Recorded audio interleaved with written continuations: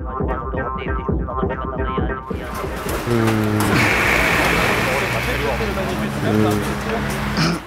qui peu à peu arrive à acquérir un certain nombre d'outils intellectuels intérieurs. Beaucoup de gens du comité des sans-logis qui avaient dormi beaucoup dans la rue, qui étaient très fracassés par la vie. Et Albert Jacquard, il nous a donné à tous le meilleur de son intelligence, il l'a mise à la portée de tout le monde.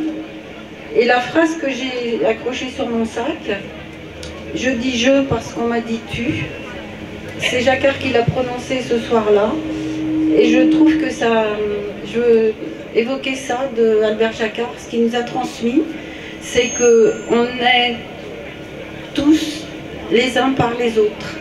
C'était pas que en termes d'être solidaire et de donner la soupe, c'était aussi en termes, comme il l'a exprimé, comme on l'a entendu tout à l'heure, de créer des neurones, d'activer les neurones, de se faire, de se fabriquer, de devenir plus intelligent au contact des autres. Et je trouve que c'était une dimension que lui seul a évoquée à son niveau de science. Voilà, je dis je parce qu'on a dit tu.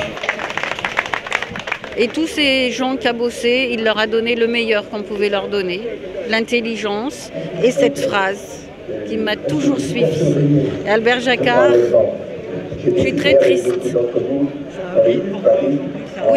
Oui, parce que je me demande vraiment politiquement et humainement et d'intelligence, je ne sais pas comment on dit, qui va pouvoir prendre la suite.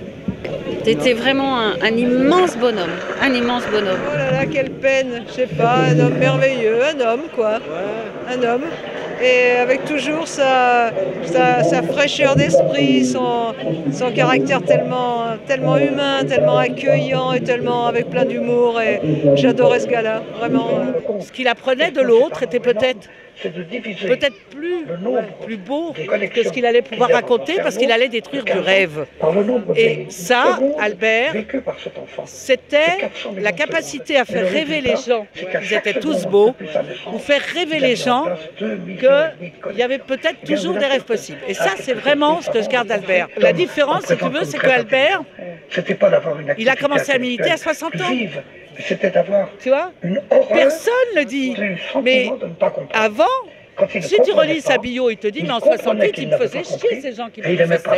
Parce que moi, j'étais dans mon labo, j'avais besoin de bosser. Donc, c'est ça qui est intéressant aussi de retenir d'Albert. C'est à un moment donné, dans un rapport, dans une rencontre, comment il peut se passer quelque chose où tu as envie, effectivement, d'avoir une relation militante sur un truc. Ça a été... Évidemment, avec sa gueule cassée, il ne faut pas non plus rêver, c'était sur la différence. Tu vois, tu n'as pas besoin d'aller faire de la petite base. Tu vois, il y a plein de choses. On n'était pas d'accord avec lui sur plein de trucs. Parce qu'on trouvait trop chrétien, trop etc. Moi j'étais à la CNT et voilà, ça me saoulait un peu. Mais quand même, c'était un bon mec. Il avait quand même la banane en sortant de l'avoir écouté, quoi. Et il y avait d'autres mecs qui auraient dit exactement la même chose, on serait ressorti ronchon. Lui, pas. Et qui peu à peu arrive à acquérir un certain nombre d'outils intellectuels intérieurs. Un homme vraiment d'action et de savoir. Et surtout, c'est un des gens qui savent s'indigner. Et ça, je crois que c'est inappréciable pour notre société à l'heure actuelle. Également pour les handicapés, il a plaidé pour la scolarisation des enfants handicapés mentaux, trisomiques et tout ça, qui il y a 15 ans encore étaient laissés en dehors des écoles, étaient placés dans des instituts et cachés dans des institutions spécialisées.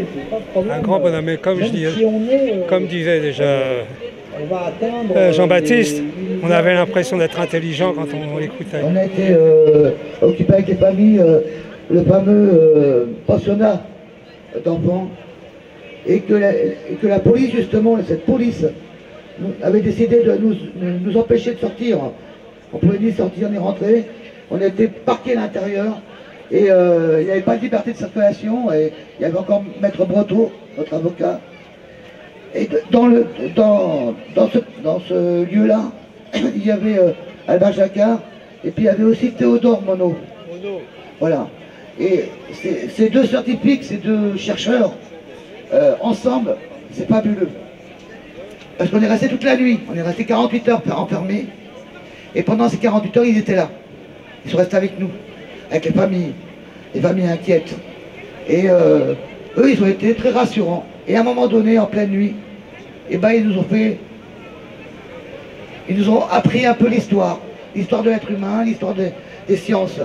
Et pendant la partie de la nuit, Théodore Monod nous expliquait l'origine de l'homme par les pierres. On ne comprenait pas trop bien. Et puis d'un coup, Albert il est venu et il nous a expliqué ça à sa manière. Et on a tout compris et c'était vraiment fabuleux. Et d'un coup, ils se sont mis à discuter ensemble parce que du coup, ils ont trouvé des idées ensemble et ils sont partis sur leur histoire de scientifiques et on les écoutait. Et c'était fabuleux parce qu'ils étaient au milieu de nous, dans le même espace. Et c'était des réflexions où on participait avec eux. On posait des questions, les enfants, les adultes, et ils nous répondaient. Et ça, c'est un souvenir qu'on n'oubliera jamais. Voilà.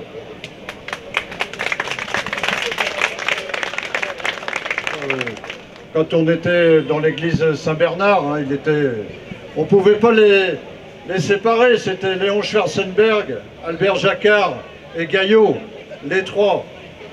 Et ça nous donnait vraiment de la force. Je dis ça surtout par rapport aux sans-papiers, parce que aujourd'hui, vous savez, le mouvement des sans-papiers, il est vraiment un petit peu isolé. En ce moment, il y a une marche des sans-papiers qui va durer 1 mois autour du Grand Paris. Les médias, ils n'en parlent pas du tout. Personne vraiment n'en parle.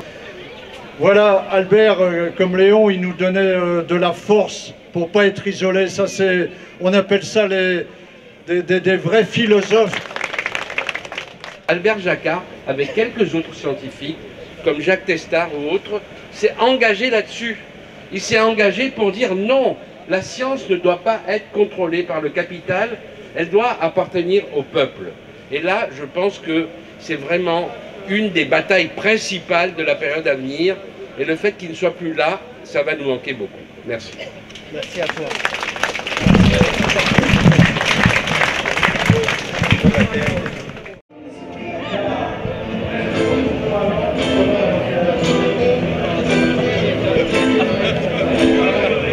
Est-ce que c'est toujours bien chez les Bougnards? On est toujours bien reçus? Ouais, c'est super bien, même que... C'est vrai, hein? On est chez nous un petit peu aussi. Nous sommes à la fête de l'humanité. Il y a plein de concerts. Vu un peu de lumière et ouais, voilà, c'est ça. C'était pas très cher, c'était cool. Ça sent bon.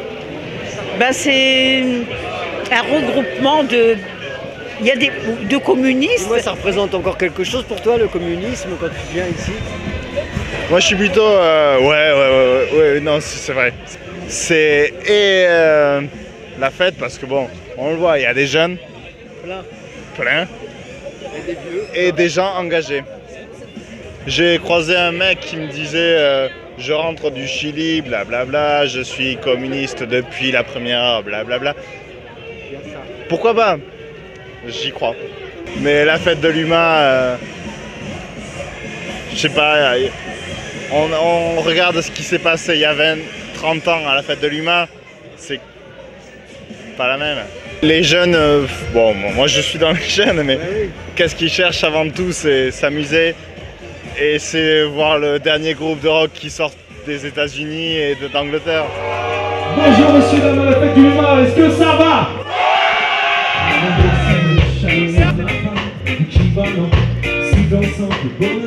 Bah, on vient surtout là pour faire la fête. Le communisme, ça vous dit quelque chose? Oui, bien sûr, mais...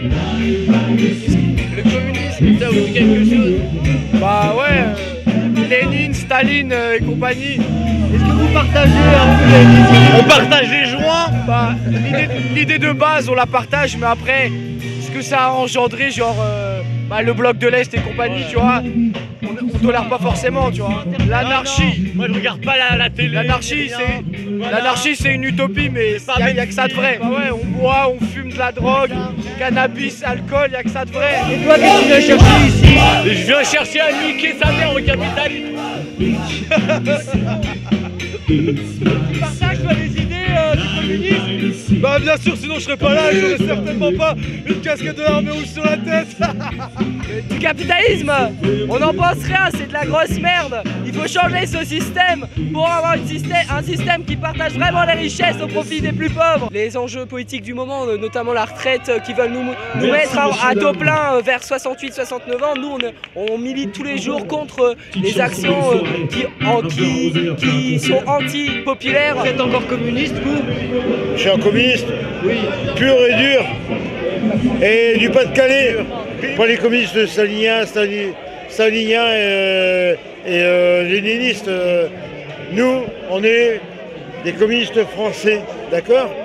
On se bat, en tant que militants cégétistes aussi, nous on se bat pour tout ça. Ça ne sera pas, soyez surtout capable de sentir au plus profond de vous-même toute injustice commise contre quiconque et quelque partie du monde. C'est la plus belle qualité d'un révolutionnaire. T'y crois, toi?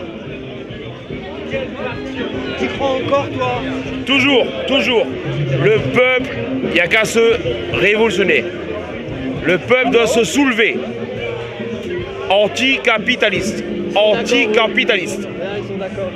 Et ça, c'est tous les jeunes avec nous, ça. Qu'est-ce que tu préfères pour les communistes? Être adossé au parti de gauche ou être adossé au PS, par exemple? Parce que c'est toujours un peu l'ambiguïté des communistes aujourd'hui, non? Moi, mon cœur est à gauche. Toi, tu veux rester à gauche? Moi, je suis à gauche. Communiste avec les communistes? À fond. Pas avec les socialistes? Jamais. Moi, je pense que justement, il faut une espèce de solidarité entre le parti de gauche et le parti communiste. Je pense que les jeunesses communistes ont leur importance. Et même si parfois elles ont été un peu délaissées, comme avec Robert Hue par exemple, il faut aller de l'avant, il ne faut pas se laisser décourager. Le pouvoir, c'est le peuple. Et toi, t'as des valeurs là? Ouais, carrément. Bah ouais, parce que là, on est dans un monde où les gens se bouffent la gueule, tu vois. Et moi, je suis pas du tout dans cet état d'esprit. Et venir dans ce festival, c'est retrouver ces valeurs d'humanité, tu vois, et dont on manque dans la vie de tous les jours. Nous, on vient des Nains-Beaumont, donc c'est très compliqué. Nous, on est à la JC des Nains-Beaumont, c'est très très compliqué. Même si je sais qu'à Nains-Beaumont, il y a 50% des gens qui votent FN, je veux ne pas perdre espoir et aller vers les 50 autres % qui ne votent pas FN, justement. La relève est parmi nous. On est là. La relève est parmi nous. Et Dieu sait, ah oui, et Dieu sait que ça fait plaisir. Et Dieu sait que ça fait plaisir. Et on lâche rien. On lâche rien. On lâche rien. On lâche rien. On lâche rien. Oui, mais on n'a rien. On n'a rien. Le peu qu'on a, on est en train de se faire piquer. Il a perdu tous ses conseillers régionaux, le PC. Il a tout perdu. Et avec Mélenchon, c'est pas Et bien. il a tout perdu. Mais il a tout perdu. Et qu'est-ce qui va se passer pour les communes? Qu'est-ce qui va se passer pour les communes? Là, le Front de gauche, s'il fait des élections pour les municipales, les élus communistes qui sont avec le parti de Mélenchon, ils vont tout perdre leur poste. Mélenchon, c'est un peu un usurpateur, hein, attention. La fête de l'humain, c'est plus fort que toi. Blah, blah, blah, blah.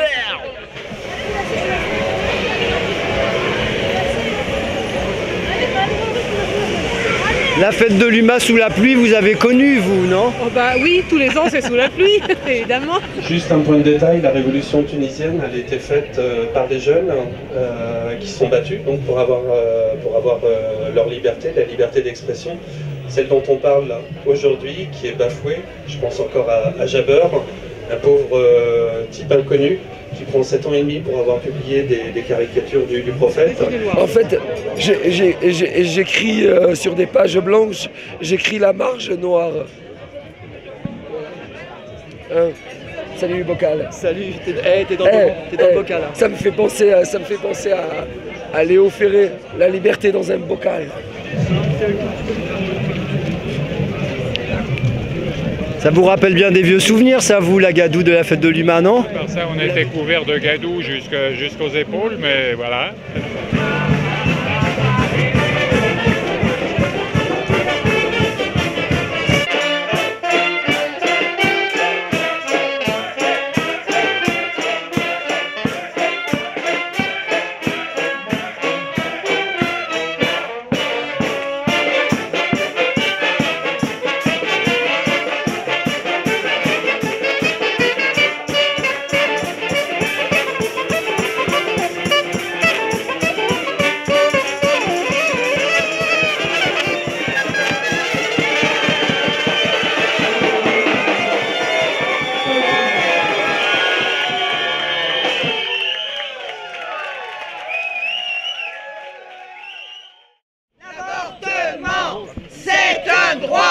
On s'est battu pour le gagner, on se battra pour le garder. Les intégristes catholiques voulaient venir devant l'entrée de l'hôpital pour intimider les femmes, pour protester et pour attaquer les droits des femmes à disposer de notre corps.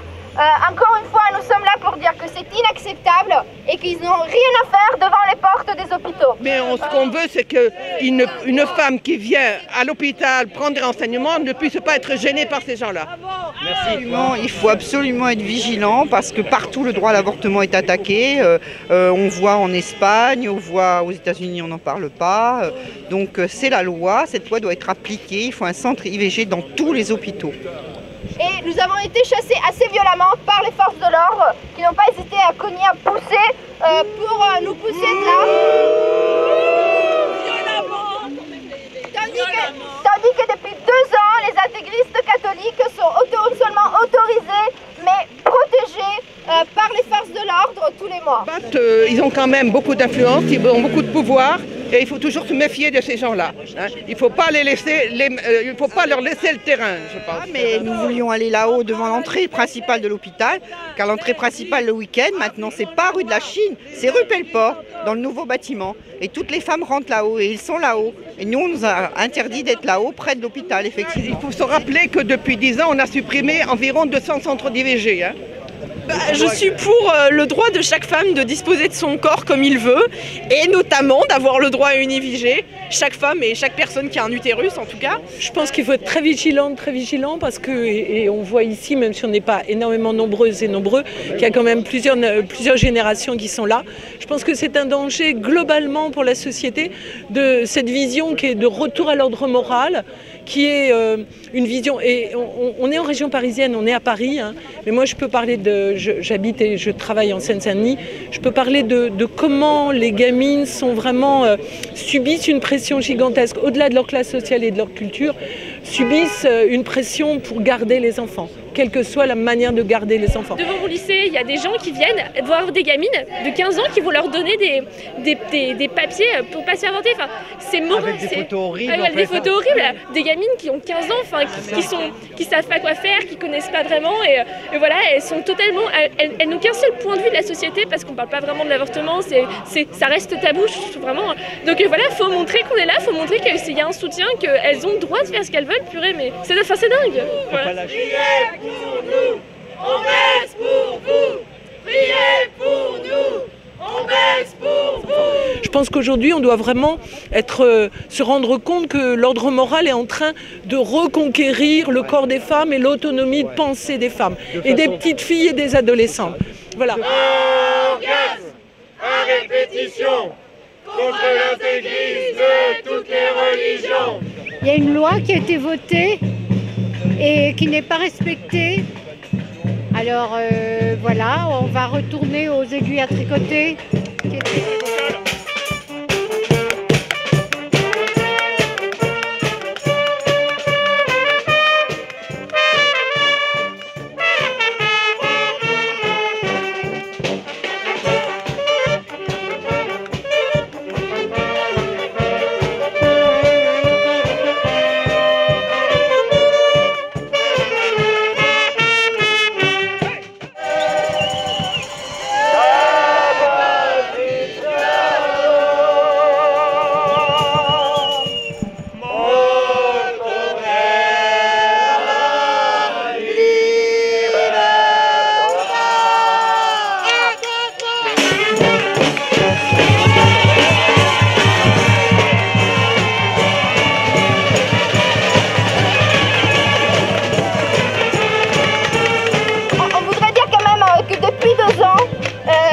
Ils ont été autorisés tous les mois, que malgré le changement de gouvernement, ça n'a pas arrêté et que Valls, il a continué la politique de Sarkozy à ce propos.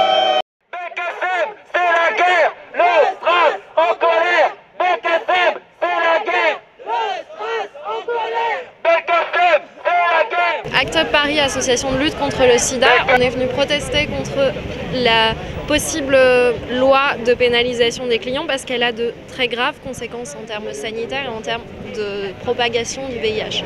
Ça instaure le fait d'avoir une prostitution qui est encore plus cachée, qui s'exerce de manière encore plus difficile et qui ne permet pas les négociations qui sont dans un contexte sain et en termes notamment de travail du sexe sans risque. C'est un rassemblement contre la pénalisation des clients. Nous sommes devant l'Assemblée et c'est donc un rassemblement qui a été fait par le STRAS, le syndicat des travailleurs du sexe.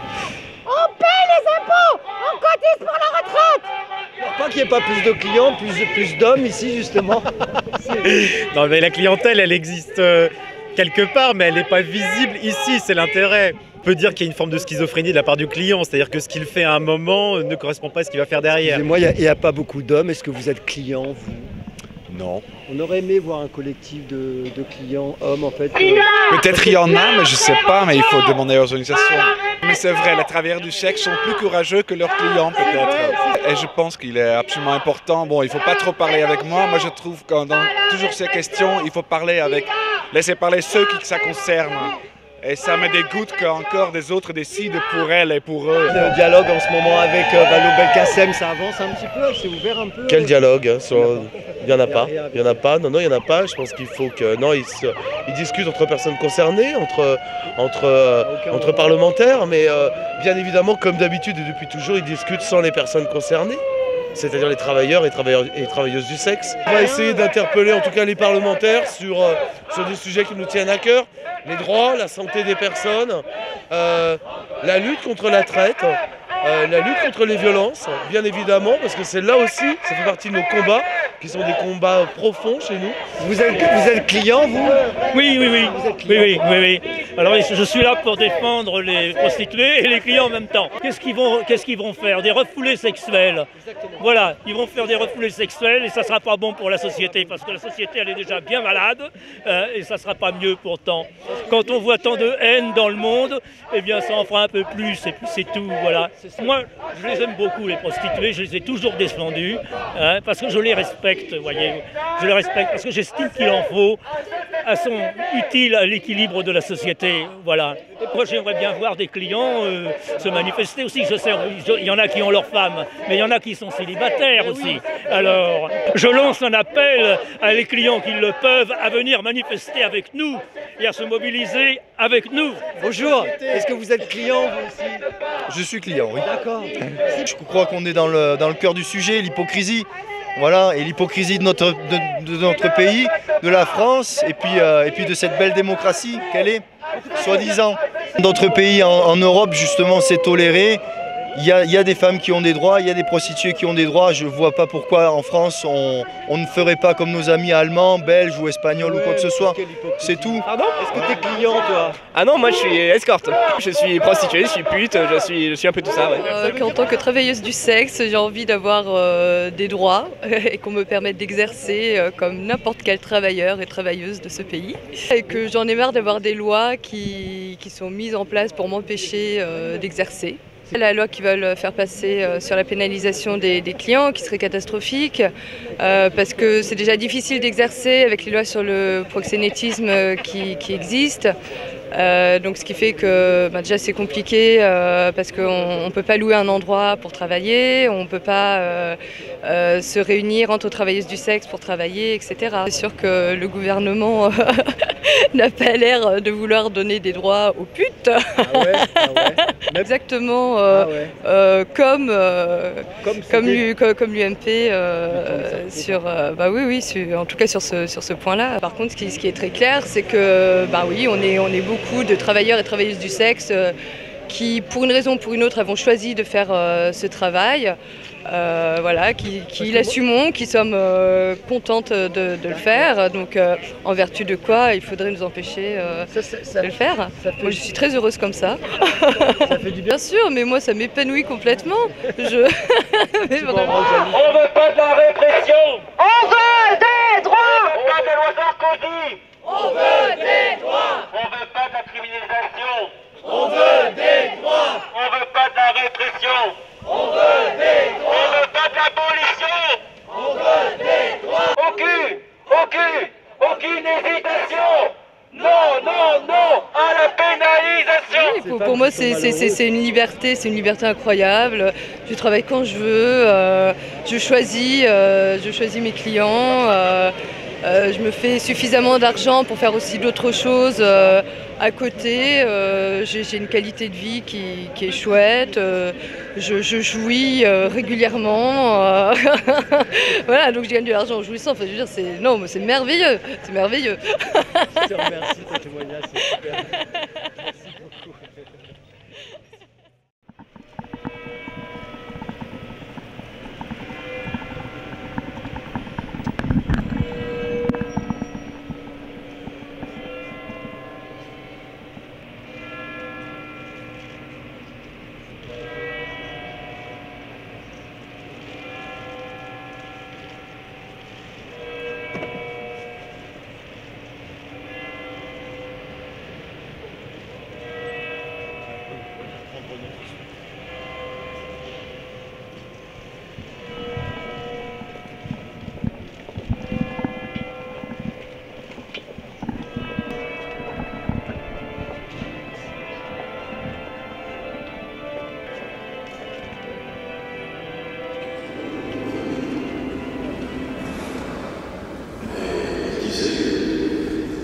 d'être un étranger, je suis un être humain.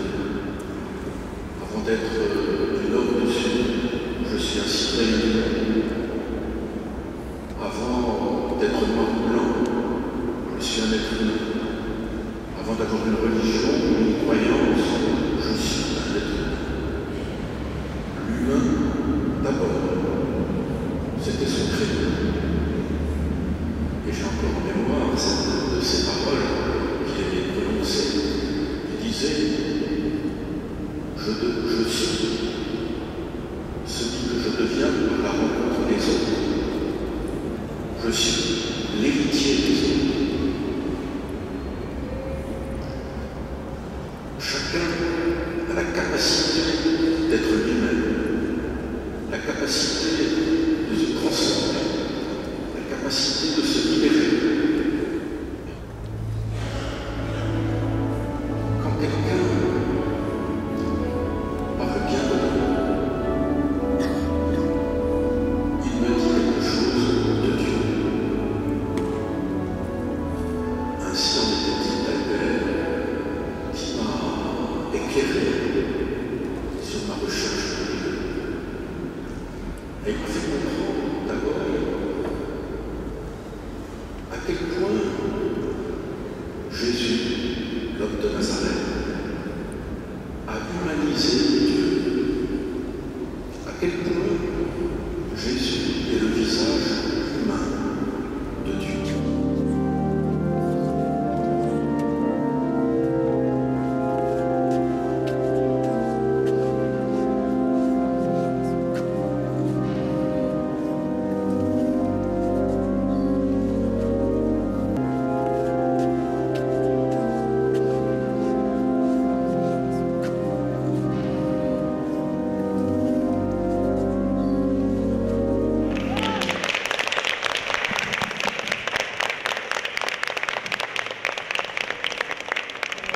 Albert Jacquard, au fait, si je me présente ici ce matin, c'est parce que lors du parrainage des sans-papiers en 1997 en l'église de Saint-Denis, basilique, il s'est fait lui-même parrainer par mon mari et moi.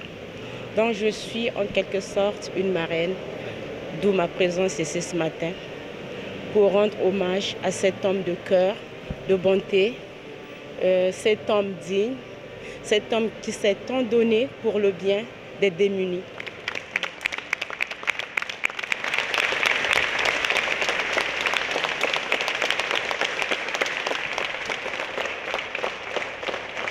Vous avez rencontré l'homme du... J'ai rencontré à Louvain-la-Neuve, il y a quelques années, je ne sais pas, quand il a présenté son dernier livre. J'étais émerveillée de voir cet homme... Il rayonnait pour moi, vraiment, dans sa simplicité. Et comme il est âgé, et moi aussi, je me suis dit, je voudrais vieillir comme cet homme-là, vraiment. Alors, comme j'étais à Paris par chance, parce que j'étais en Belgique après avoir été au Congo-Kinshasa, je me suis dit ça, je ne peux pas rater cet enterrement pour lui dire qu'il a été un témoignage pour moi. Vraiment un grand témoignage. Et je pense qu'il est pour quiconque. C'était un papa spirituel. Albert, je l'ai rencontré en 2 temps. Un premier temps dans un lit d'hôpital où j'ai rencontré sa voix, son esprit. Et quand tu écoutais Albert Jacquard, tu avais l'impression d'être intelligent. Et au fait, il te révèle des choses en toi que d'autres ne te révèlent pas parce que il a cette simplicité d'être accessible. Et encore, l'accessibilité pour quelqu'un en fauteuil, ça parle de lui. Et donc lui, c'était un souvenir à garder, une parole, un mot, un truc. C'est quelque chose qu'il n'aimait pas, mais que c'était un guerrier pacifique. Et ça, il n'aimait pas que tu dises ça. Non, il n'aimait pas que je dise que c'est un guerrier. Un militant avant tout. Un militant. Je veux dire, je le voyais tout le temps. Et on se parlait presque jamais parce qu'il ne parlait pas. Voilà, on a toujours... et si tu devais garder une seule chose de lui, tu garderais quoi, toi, pour toi-même? Pour moi, son humanité. Des fois, on a parlé ensemble chez moi, à un moment donné, et j'avais enregistré, puis j'ai toujours trouvé que sa parole était incroyablement juste, tu vois. Tu as souvenir d'un mot, d'une phrase qui t'a marqué, là, maintenant Tu sais, moi, je ne suis pas journaliste, je me rappelle de rien. Mais je suis poète, je me rappelle du jour qui vient, et voilà, je suis content. C'est un visionnaire. Et quand je l'écoutais parler, j'étais tellement sidéré d'entendre cette vérité-là dans la bouche de cet homme qui avait enfin quand même des connaissances, qui ne disait pas n'importe quoi. Mais il était d'une intelligence humble aussi. C'est ça qui faisait que les gens se sentaient à l'aise avec lui. Moi qui suis un mauvais élève depuis longtemps, quand il me parlait, j'étais plus intelligent. Enfin, je me trouvais plus intelligent que je ne le suis, quoi. Et ça, il a fait ça à tout le monde. Et l'après Jacquard, pour toi? Il n'y a pas d'après Jacquard. Jacquard continue avec ceux qui... c'est un des hommes qui a poussé. Et Monseigneur Gaillot. C'est le dernier. Je trouve ça triste, les enterrements catholiques, mais bon, c'est pas grave, hein, on s'en fout. En plus, moi j'ai la foi, mais pas en l'église, quoi, tu vois. Ouais, ailleurs. C'est lourd une église, hein, vraiment. Ça bouge pas beaucoup, c'est sûr. Pour déplacer, c'est vachement lourd. Mais, merci Jacques. Notre amitié profonde. Ah, qui est longue déjà. Ouais, qui est des longue. Récollets, non? Ça date de là, non? Des Récollets. Oui, il y a ça aussi. En 94. Mais il y avait le dragon, il y avait... Le dragon était là. Coty, le siège de Coty. Ouais. Oui. 50 cartes de CRS pour 20 familles, quoi. Voilà, et Jacques... Pas armé. Et, Jacques, il s'est mis devant. Jacques, il a brisé le siège. Hein. Ah bon? Il a des couillus quand même. Ouais. Mais j'ai amené à manger. Il a brisé le siège, il avait amené à manger et tout, et des provisions pour J'avais détourné un quart les fumeurs des restaurants du cœur. Puis l'abbé Pierre qui était là pour nous filer un coup de main. Et c'était un homme... Ça aussi, c'est un homme... indestructible et vraiment quand il enfonçait la vérité, il leur rentrait dans l'art, tu vois. Et ils étaient là, les télés du monde entier quand même. Pour ils voir avaient peur de lui, ils avaient peur de lui. Ah, ils avaient peur. Mais il y avait Léon Schwarzenberg aussi. Il y avait Léon. Tout ça, ça continue, rassurez-nous. Parce que là, on se sent un petit peu orphelin aujourd'hui. Oui, la lutte continue, il n'y a pas de... Donne-nous une date, au moins une occupation, un truc. Moi, je dirais pour la relève, vous inquiétez pas, elle va arriver. La relève pour Albert, c'est bon, on va les avoir, je m'inquiète pas. Il y a des générations qui vont arriver, il y en aura pour prendre la relève, c'est évident. Bon, là, il y a un petit trou, mais je suis sûr que il y en a qu'on va rencontrer très prochainement. Moi, je reste on est un petit peu dans le creux, là. Voilà. Bon, c'est là qu'on est dans le creux, là. Le monde entier est dans le creux, quoi. Ouais. Jacques, reviens, merde. Jacques, faut qu'il vienne. Reviens, Jacques, parmi nous. Ouais. Reviens, t'étais pas loin. On va aller le voir.